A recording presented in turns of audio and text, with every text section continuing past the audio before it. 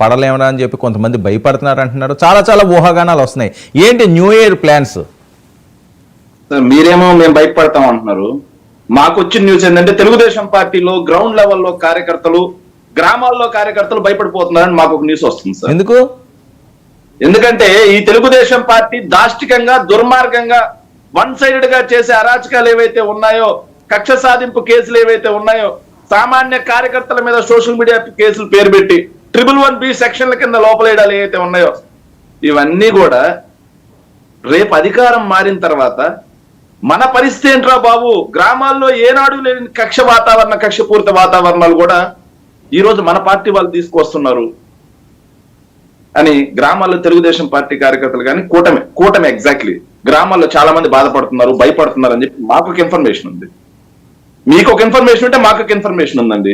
దానికి ఏం చేస్తాం కానీ, దానికి మనం ఏం చేస్తాం కానీ సార్, ఒక విషయం, దానికి మనం ఏం చేస్తాం కానీ, వైఎస్ఆర్ కాంగ్రెస్ పార్టీలో నిజాయితీగా మొదటి రోజు నుంచి జెండా మోసి కష్టంలోనూ నష్టంలోనూ జగన్మోహన్ రెడ్డి గారి తోడుగా నిలబడి, మళ్ళీ చెప్తున్నాం సార్, వైఎస్ఆర్ కాంగ్రెస్ పార్టీ ఒక్క జెండానే, ఆ జెండాతో ఇంకే జెండా జతగట్ల మేము.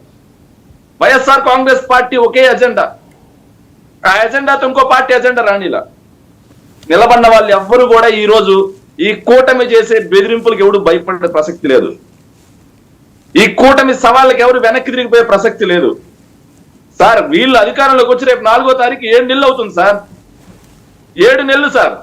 ఇంకా వైఎస్ఆర్ కాంగ్రెస్ పార్టీ అధికారంలో ఉందనుకుంటారు. ఇంకా వైఎస్ఆర్ కాంగ్రెస్ పార్టీ వాళ్ళంటే సరే, మీడియా ఛానల్ కూడా ఇంకా వైఎస్ఆర్ కాంగ్రెస్ పార్టీ అధికారంలో ఉందనుకుంటున్నాయేమో.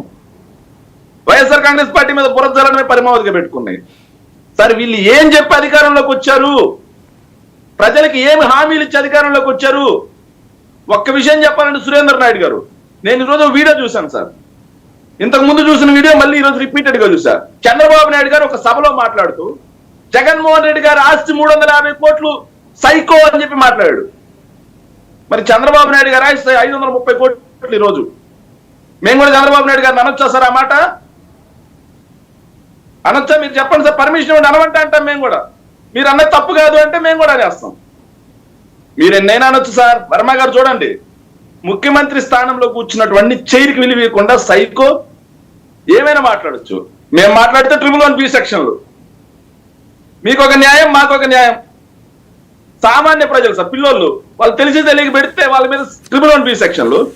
కానీ అప్పటికే 14 ఏళ్ళు ముఖ్యమంత్రిగా సార్, అప్పటికే 14 ఏళ్ళు ముఖ్యమంత్రిగా, అప్పటికే 15 ఏళ్ళు ప్రతిపక్ష నాయకుడిగా పనిచేసిన అతను వచ్చి సైకో అని మాత్రం ముఖ్యమంత్రిని మాట్లాడి వెళ్ళిపోయాడు. తప్పే కాదు,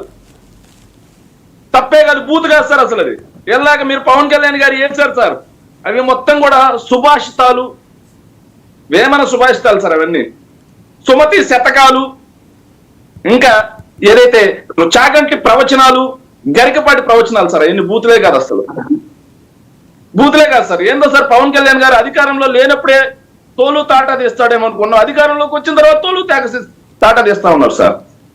పాపం ఆయనకి Panchayati Raj, forestry, science and technology ఇట్లాంటి శాఖలు ఇచ్చారు సార్, రూరల్ డెవలప్మెంట్ లాంటివి. పాపం ఆయనకి లిడ్ క్యాప్ ఇలేదు సార్, తోల శాఖ మంత్రి ఇలేదు ఆయనకి. మర్చిపోయారు అనుకుంటా సార్, కొంచెం గుర్తు చేసుకుంటే మంచిది సార్. 6 నెలలు దాటిపోయింది, 7 నెలలు వస్తుంది సార్. రాష్ట్రం అప్పు 1,12,000 కోట్ల రూపాయలు చేరింది. రాష్ట్ర అప్పు 1,12,000 కోట్ల రూపాయలు చేరింది సార్. అమ్మఒడి వీళ్ళు ఇస్తా అన్న 15,000 కోట్ల రూపాయలు గుండుసున్న ఈల. రైతు భరోసా 10,000 కోట్ల రూపాయలు ఇవ్వాల. ఏదైతే వీళ్ళు చెప్పినటువంటి మత్స్యకార భరోసా ఇలా, నేతన్న నేస్తం ఇలా. ఆఖరికి సార్ ఇంకొక చిన్న మాట చెప్పాలి నేను, వీళ్ళు చెప్పిన